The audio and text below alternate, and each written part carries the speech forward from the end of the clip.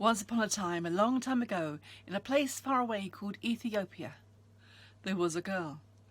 Her name was Fatima, and she was the only child of her mother and her father. And although they were, shall we say, disappointed that she wasn't a boy, because unfortunately that was the way it was in those days, what they were impressed with is how quickly she learned the skills of being a rope maker like her father. Her father was so impressed, and what's more, she was very good at the books, at building the business. He was impressed indeed, and he spent all his time with his daughter, teaching her all the things that she would need. Oh, but she would need a husband too, because she could not run a business by herself. But he looked around the place where they lived, and there wasn't really anybody that he felt would be suitable for her. And so he decided he would sell up his business and he would move away and resettle somewhere else where there were, shall we say, more eligible young men for the hand of his daughter. And so that's what they did. And as Fatima and her mother and her father stepped onto a boat that was going to carry them across the sea, she could look at the mast, she could look at the sails, but most of all she looked at the ropes. Oh yes, she could see how them, and she could see where there's a fault in them, but she didn't tell anybody. But the sea is a fickle mistress, and even when you sail upon her, well, there was a storm, and there was thunder, and there was lightning. And the sea rose up, and the sea rose down, and the ship rocked from side to side to side to side, and then the lightning struck, and the mast broke, and then everything tumbled into the sea. The ship rose up, and the spine of it broke, and everybody fell out into the sea, and Fatima was there holding on to a piece of wood, calling out for her mother and her father, but all she could hear was the distant cries of people, which were then silenced in the darkness of the night. And when she woke again, now she was washed up on the shore, and there were people around her, talking to her in a language she didn't know, and her dress was torn and she tried to cover herself up, and one of the women standing there took off her shawl and put it around her shoulders and then spoke to her again, and Fatima couldn't understand. Please, I don't understand, I've lost my mother, my father, I don't know what to do. But the woman held her tight and kissed her gently on the forehead and helped Fatima up, and Fatima went back to the woman's house. And there the woman nursed her and healed her wounds and started to teach her the language. Fatima, being a very bright young woman, quickly learned it. And these were a group of people living together, working together, and they were weavers. This was a weaving community. Now Fatima didn't know where her mother or father would be. She had nowhere to go to, she had nowhere to go back to. And so she decided she would stay there and she would learn how to weave. And so she was taught by the woman who cared for her. And she was a very quick learner. And soon she was weaving the finest cloth, the strongest cloth of them all. And people were really impressed. And the woman's house that she lived in, well, she was so kind. And they agreed to be partners and work together on the weaving business. And there was a celebration and everybody was so happy and so pleased. Oh, and there was such a party. But in the middle of the night, whilst everyone was sleeping, Fatima could hear something outside the doors. And she got up and she opened the door, and standing in front of her was a pirate, a man with long hair and chains in his hands, and he saw her and he grabbed Fatima and put shackles around her wrists, and she tried to call out, but then she realised that everywhere in the village there were men and there were women, and each of them were calling out and crying out to their loved ones, and she turned and called out, "Beloved, beloved!" But her beloved was taken by another man, and they were each taken off to 2 different ships, and she cried out, "My beloved, my beloved!" But they were gone. They were gone. And she sat in the chains along with the other men, women and children from the same village. And they were taken across the seas, and they were taken to a slave market. And Fatima stood there with tears on her face, thinking, why? I lose my mother and my father and all my business, and now again it happens to me again. I lose my beloved, I lose my friends, I lose everything, and oh, what am I to do?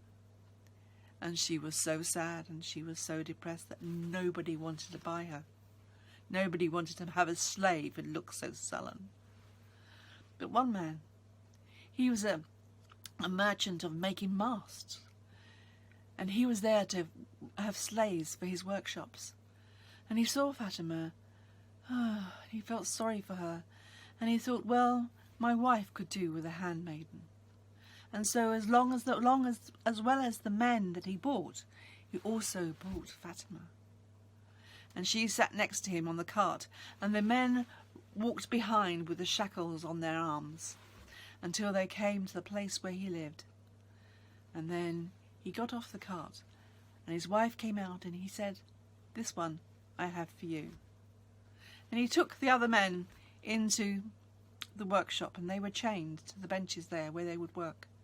But Fatima was taken into the house, and the first thing the woman did was to bathe her and clean her.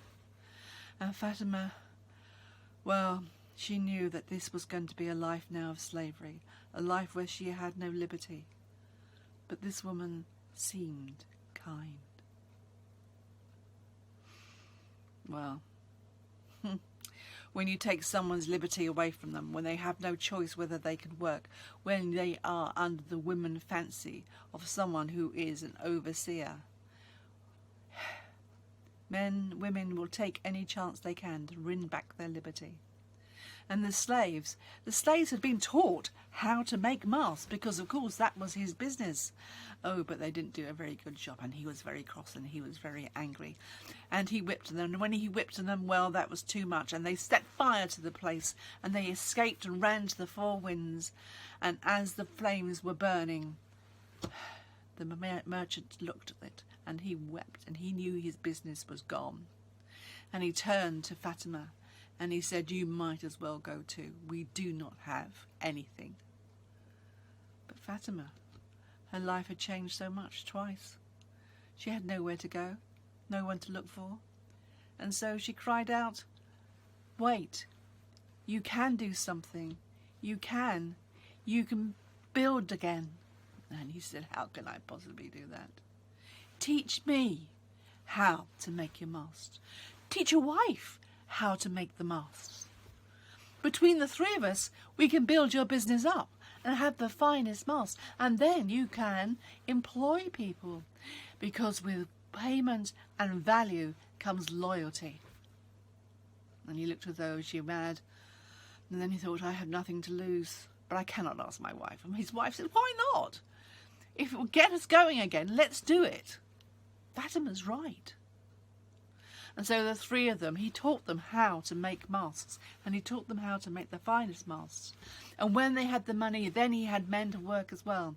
And then, yes, the masts improved, and they were so good. They were in business, and the business was doing well, and orders came from many places. Oh, Fatima, thank you. Thank you. And Fatima smiled, because she was very good at making these masts, and maybe now she could be settled. And one day, the merchant's wife, she died. And Fatima was very sad that this lady had gone. And the merchant looked at his dead wife, and then he looked at Fatima, and then he looked at the business, and he said, "You have done so well for me. I want to do something for you. Will you marry me?" And she looked at him, and she said, "I'm not the marrying kind. I will not be your partner in life, but I will be your partner in business if you will let me." And he laughed, and he said, "Yes, you are so good. You have a good head for business. You have a good skill. Yes, please be my partner in business." And the business grew, and they did so well. And the merchant wanted to explore new markets. And so he asked Fatima if she would travel to see other places where he could possibly sell the masts, and she, well, stood on that boat, that ship that would take her across the sea. She was very reluctant. She twice had been on the sea, and neither time had been good for her. But it could not happen 3 times, could it? Couldn't it? There was a storm. There was thunder. There was lightning. The ship rolled from side to side. And then the lightning struck and the mast fell, the ship rose up, the spine of the ship broke, and Fatima was back out into the sea. And holding on to a piece of floating wood, she could hear the sounds in the night of the men and women screaming and crying and sobbing and gently fading out into the distance. And Fatima just held on. And when she came to again, she was lying on the beach, and there were people standing all around her. Standing, looking at her, jabbering at her in a language she could not understand, and she looked so scared and she was so frightened. And an old woman came towards her and took off her shawl and put it around her, and Fatima felt, oh, here I am again. 3rd time my life has been destroyed. 3rd time everything's been taken away from me. What shall I do? What shall I do? And then, well, she was taken back to the old woman's house, and there the old woman cared for her and looked after her. And Fatima tried to learn the language, tried to see what skills they had in this village. What would she learn from here?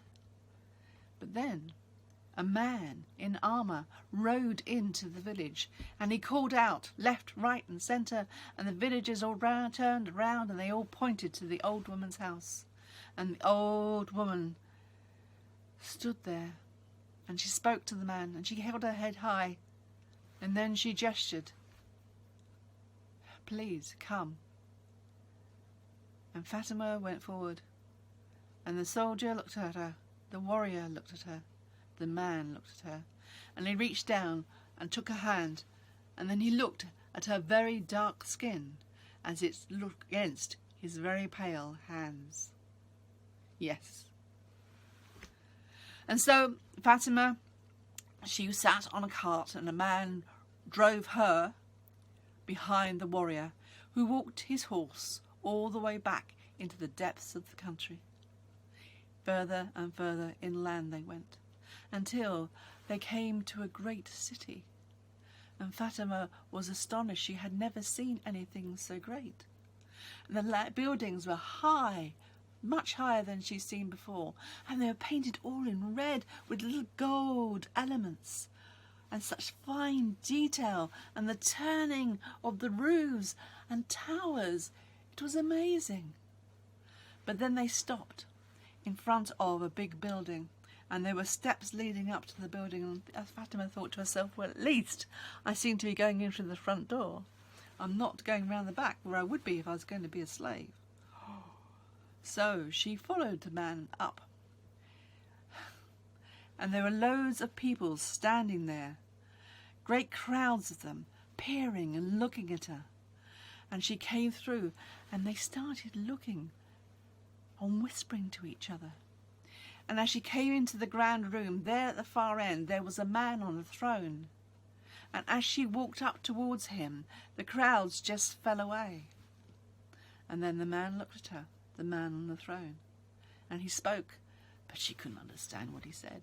But he only pointed to one of the people standing there, and they spoke, but in a different kind of language, but she still couldn't understand. And then another spoke, and another spoke, and oh, yes, I understand. And the man who was an emperor, it was all explained. This was China, and this was the emperor of China. And he, well, there was a prophecy that a dark-skinned person would come to the land and would build the emperor a palace of clouds that should float from place to place, and with this would bring the emperor great fame and fortune. And could she do this? She looked at him and she thought, my goodness, A palace that floats like a cloud? How could I possibly do that? I'm a rope maker, yes. I make materials and strong cloth, and I'm very good at making masts. But a cloud that floats, a palace that floats. Yes, yes, I can do that. And so, a whole year later, Fatima and all the people that she had helping her, they invited the emperor out to the desert. And as the emperor there and his cortege came with him, he looked and he watched. And then there was a big billowing cloud of cloth on the ground, and there was long tall masts, and there was long ropes. And Fatima called out, "Hold, brace, pull!" And all the people working for her began to pull ropes. And when the ropes came, up came the masts. And when the masts came, up came the cloth. And when they tied off, everything billowed. "Come," said Fatima, "come with me." And they walked in. And here was the most marvellous tent, marquee, whatever you want to call it. But it was huge, and it billowed just like a cloud, and there was cloth in various places. There was almost little rooms. It was beautiful. And when the emperor came out and looked at it, it was like a cloud that floated. "But will it move?" he said. "Well," she said. And she called out, "Brace and lower." And all those ropes were then laid down so that they were. Masts came down, the cloth came down, and it was all bundled in many cuts and then moved another mile away, and then all set up and lifted. And Fatima turned to the emperor, who was a quick learner himself, and said, "Do you want to do this?" And he smiled and he said, "Hold, brace, pull." And soon it was all standing up again, with the ropes holding and the mast tall and the cloth billowing, and indeed this was a palace that floated like a cloud. And fame and fortune did come to that emperor. And for Fatima, well, she was well rewarded, both with fortunes but also with land, and she made herself a home there. And I can tell you, in the end, she found someone who she wanted to share her life with. And so, for all those times that had, with those skills of the ropes and with the weaving and the cloths and the rope and the masts, all of it had come together just when she needed it. So even though there had been tragedy all along the way, finally, a change had come, and now she lived happily. Most days than not. Thank you very much.